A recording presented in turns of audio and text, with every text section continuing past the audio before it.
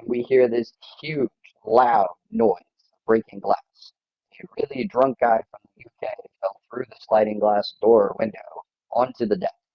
In that moment, I made the decision to reinforce the stay. I gave her a physical stay, hand command, and a verbal stay, and Mike and I left her. So that means that the person she knows left.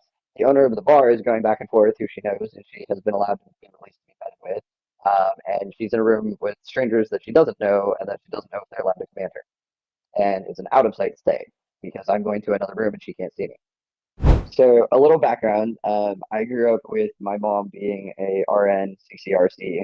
Don't ask me to tell you what CCRC stands for. I just remember it being a higher level district nurse.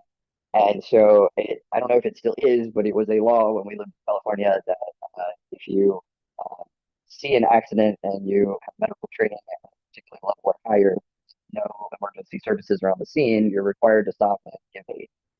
Uh, so in my childhood, by the time I was 6 years old, I can remember going to over 30 different accidents, between car accidents, between things that happened on like a family vacation, etc. So while I'm not formally medically trained, I have been trained by my mom how to prepare for EMS showing up and what things to look for and all of that. And that will apply to this story, but it's background information you will need. Um, so also background information is that it involves Joe. So I've told you guys as we've gone throughout, Joe meets legal standards both back in the US as well as here in Portugal and the EU, and stuff, but that she doesn't meet my standards yet, that she doesn't have all the tasks I want or need her to have yet, and things like that. And so I've given you guys updates as we've gone along. But one of the things that we have been working on is having off leash responsibility. And what I noticed with my last service dog in training was there was two times where I fell and he could have gotten seriously hurt, luckily wasn't, but because he was attached to me at the least. And so one of the things that I really wanted to work on with Joe with her service work was making her so that she could work off leash and not be attached to me and just wear like a traffic candle, or something to that extent. On top of that, here in Portugal, it's common for dogs to be able to run around on the beach off leash and things like that. And so she needs to be able to run around on the beach and come back to me even if she's playing with another dog. So over the last year, we have been working on different things like the dropped 15, 20-foot leash, working on it in the parking lot, working on it in the house, different things like that. And in the last month, she has gotten even more freedoms. And so I have to walk out of my apartment, go down the street, and there's a place with a whole bunch of like weeds, and it's kind of like a field gully thing, and then a slight hill, and then a plateau thing. It's all weeds and grass and whatever. And it's right by the trash can, so if she manages to go potty in a place I can physically get to it, then I can just drop her waste right off there. If she goes 50 feet out into the plateau or whatever in the middle of nowhere, I can't go get that. So I have been letting her with a short drag leash go potty and do her business on the leash and everything, working on our heel work to and from on days where I physically could, and then things like that. And also to recap on other previous training, I told you guys that when I go to the bar, because most of the bathrooms here don't have big enough stalls for both of us, and all that, I leave her with a friend and we practice, that separation. Because there are times where service dogs will be separated from their handlers and that's inevitable. Okay, so that is the backstory on that. And uh, earlier this week, I took her out at like 4 in the morning, and really around that time, I was not expecting any other dogs to be out, but there happened to be a person out across the street with their dog, and Joe started to go towards them instead of the party area, and I just did a verbal correction of over here, and she obeyed it, and didn't even need the e-collar for that. So I was very proud of her for that. So that is the progress we've made with that. So now on to my full scenario story. Now that I've given you some background, so that you can answer questions later. So last night, I'm teaching a seminar here for people on reactivity and how to train for reactivity and how to teach owners to be leaders on the leash and how they affect the reactivity, distance, distraction, duration, stress, fear, all the things, right? So I'm teaching this seminar and we're about an hour and a half into it. And we took a break. And so during that break, I went outside, I vaped, and this bar is like a very long rectangle. So you have the outdoor seating, then you have a little bit of indoor seating, and you have a bar, and you have some bathrooms over here, and then you have this weird like hallway space with like bigger, more bathrooms, and then you go a little bit further, and off to the left is a kitchen and another dining room, with this open hallway, and then there's a back room, and then it's got glass doors, sliding doors, and an actual door, and it's got a patio, and then you have the outside walkway, and then the cliff and the beach. Okay, so I was teaching this seminar in that dining room area off to the right, where it's got the three walls, but then it's got the open to the hallway. Okay, so this is important. So before we got it all set up, we got it set up early. So since it was set up early, I wanted to go vape. I asked my friend Mike, who's videoing it for me. I said, "Hey, do you mind? Do you need a break? Do you want to go out?" And he was like, "No, I'm good." And I said, "Okay, well then, would you mind if I leave Joe with you? It's good separation training. Even better. She doesn't have to stay in her stay, whatever." And he was like, "Okay, cool." He babysits her for me when I go to the bathroom, so he knows the rules and all that for the restaurant. So I leave her for like 10 minutes. I go outside, vape. I come back in. People start showing up. I'm teaching the seminar. Hour and a half into the seminar, we take another break. And during that break, I bring her outside. We work on some heel work out on the deck. I vape and all that. I come back in. I'm teaching for another 15, 20 minutes, something like that. And we hear this huge, loud noise, breaking glass. A really drunk guy from the UK fell through the sliding glass door window onto the deck. Okay, and this dining room we're in has a window into this room that's next before the deck. And so Mike had the camera set up like right there. And so Mike's the first one to look through, and he's like, someone fell through the glass. Okay? So again, the training I have for my mom, I'm like, okay, well, the guy speaks English, but I had to make a decision. Because what I had done with Joe is we have a wall with the window where you can see into the next room, and a wall here and a wall here. And I had stuck Joe at this wall next to the hallway. Okay. And then I'm teaching standing not in the hallway, but almost in the hallway. So in that moment, I made the decision to reinforce the stay. I give her a physical stay, hand command, and a verbal stay, and Mike and I left her. So that means that the person she knows left. The owner of the bar is going back and forth, who she knows, and she has been allowed to be released to be met with. And she's in a room with strangers that she doesn't know, and that she doesn't know if they're allowed to command her. And it's an out of sight stay because I'm going to another room and she can't see me. So in that moment, I put her in a stay because with broken glass, I don't need her in there getting stepping on broken glass. I have no idea the extent of the glass. I can't see it. So I go, I try to help.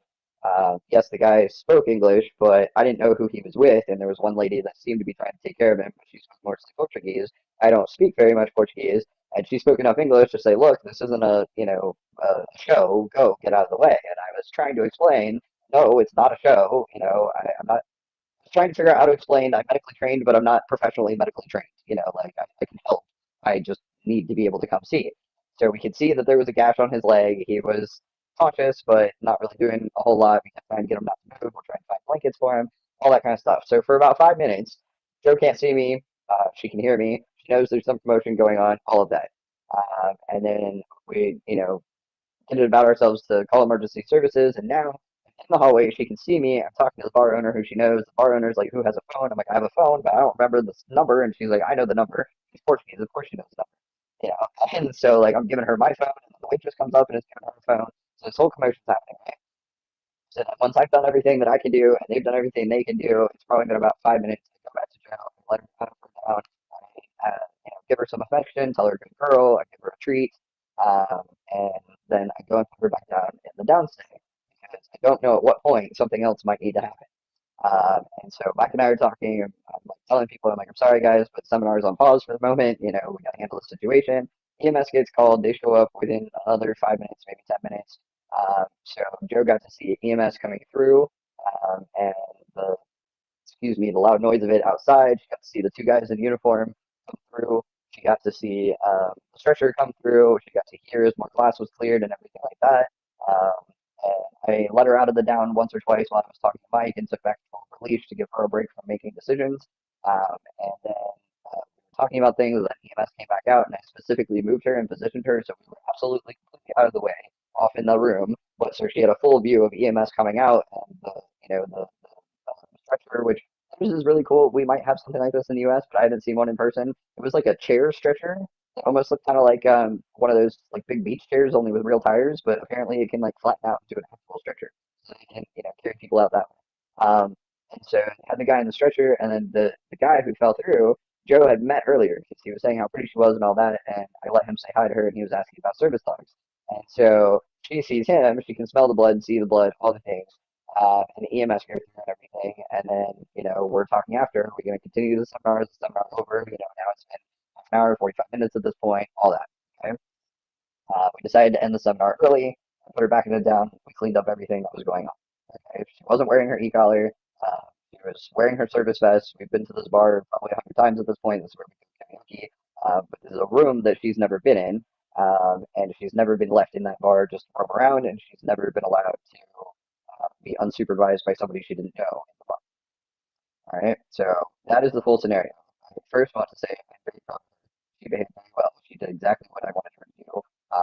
And I'm not saying that to brag. I'm saying that because 2 weeks ago, I would not have done a down stay out of sight like that. If she would have asked me, or if this would have happened 2 weeks ago, I would have had to put her in someone else's control, in my opinion, or I would have had to, decide to help from a distance or come up with a different decision. But I wouldn't have felt comfortable with it 2 weeks ago. Uh, so here's where we get to. So now you know the whole scenario. Now you have the background, you have the training background, you have my medical stuff. So the first question I want to put to you for this scenario, um, and be honest, because yes, I'm your teacher here right now, but I'm also a human. So was this a good decision? So I want you to think about training progression, my capability as a handler, Joe's welfare, because the EMS could have come while I was out helping somebody else, and she's never seen them here, and to my knowledge, she's never experienced them in the US either. And the risk versus the benefit. All right, so the next one, not thinking about any legalities here. What are the strongest arguments against this decision? Like unpredictability, loss of supervision, environmental chaos. We touched on these social pressures. I have no idea when EMS would show up. Um, you know, I'm not asking you to do like a forever and a day any more than what went well kind of thing, but if you had to pick one thing, and I was your student, what would be the thing that you would, be the strongest arguments against doing it? So, um, now in this situation, there is glass in the next room, so the question is, what would be a clear signal that Joe should ignore the stay and come find me? We've talked about intelligent disobedience. So I'm not talking about breaking obedience in terms of like pet obedience. I'm talking about intelligent disobedience. So a good example is if I had put her in a stay in my own house, in the living room, and then I go in the bedroom to practice an out of sight stay and I fall, and that would be intelligent disobedience for her to hear me fall and for her to come in and, at least check, if not, help me up or whatever. Another example would be a blind dog that even though the signal thing is making the noise saying you can walk, they see a car coming around and blind dogs are taught to step in front of their humans, but ultimately it's the human's decision whether or not they go forward. So those are examples of intelligent disobedience. Now, when I wrote this question, my point of it is a little bit less about this scenario because with the broken glass, um, I would worry that, if she came in, that she could get hurt and things we've talked about. So if we take the glass out of this situation because they were actively cleaning it up, so I'm going to kind of alter the scenario slightly. Or maybe I shouldn't. I probably shouldn't because it's a real life scenario and this is a real thing and this is what you guys are teaching for. So I'm not going to alter it. Everything in mind with the added information that people were actively picking up the glass.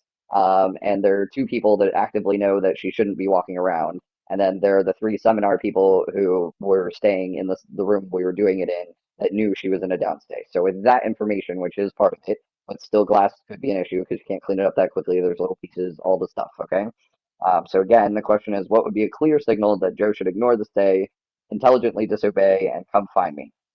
Um, so you could do auditory cues, third-party cues. There are lots of different options, okay? All right. So obviously, I'm not a lawyer. You guys are not lawyers. I've taught you the foundation of the legal framework around service dogs, okay? But for better and for worse, the United States version of the laws regarding service dogs and how open-ended they are can be a good thing and a bad thing. Okay? So the question is, uh, under the guidelines that you learned, like service dogs must be under handler control. Control does not require a leash. Distance work is allowed. Um, what would be the line between where does this cross from working at a distance to not under my control? So think about reliability or recall or my intent as a handler, environmental safety, all of those things come into play. So um, you could argue she was in my control. You could argue she's not in my control. You could make different arguments around this. This is something I've been thinking about since last night, on and off, in terms for next time.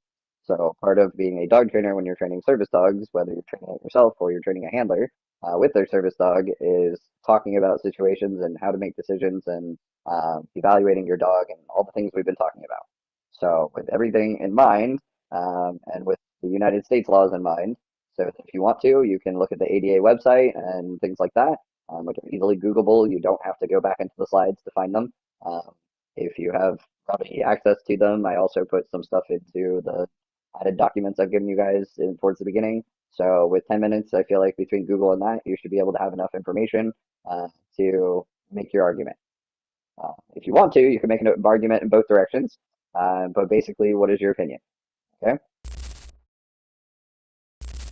So moving on to the next question, a fairness check.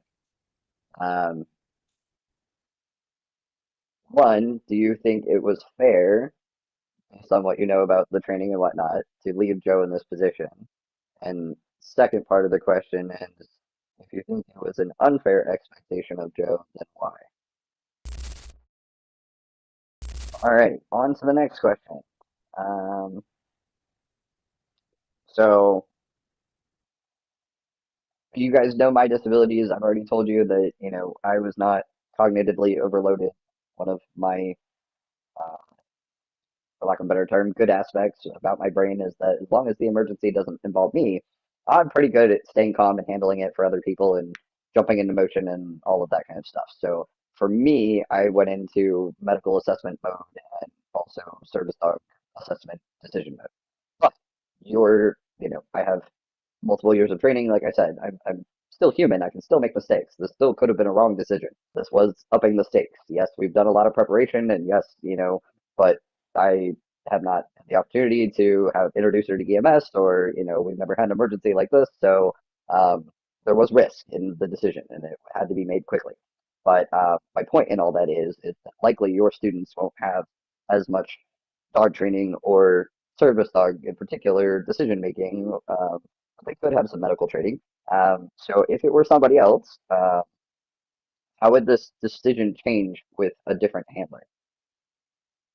So to make this a little bit easier, let's say you have a handler that, uh, you know, they've been working as a team for like over a year now. You've got all the obedience on them. You have a couple tasks, but they're still training with you. They're still learning some things. They're not, somebody that's been doing this for 10 years. They're still relatively green.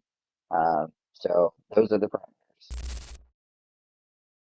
So basically, I wanted to, give, like I said, a review plus get you thinking about these things. So one of the things that I find very helpful when it comes to service dog training is that just like we gradually up the level of training that we do with dogs, you need to simultaneously be gradually updating the level of the human training and different events that can arise and how to make decisions and how to evaluate where they're at with their dog and things like that, so that when a situation happens, they're able to take care of it. And in the past, we've been talking about when a situation happens, like the dog being afraid of something. But this is where we're flipping kind of to what the dog is capable of, and the human evaluating the dog, which is task training and the dog training part of it. I mean, it's a team. Obviously, it involves the human. But you know, so like I said, it ended up being a better scenario than I could possibly come up with for y'all.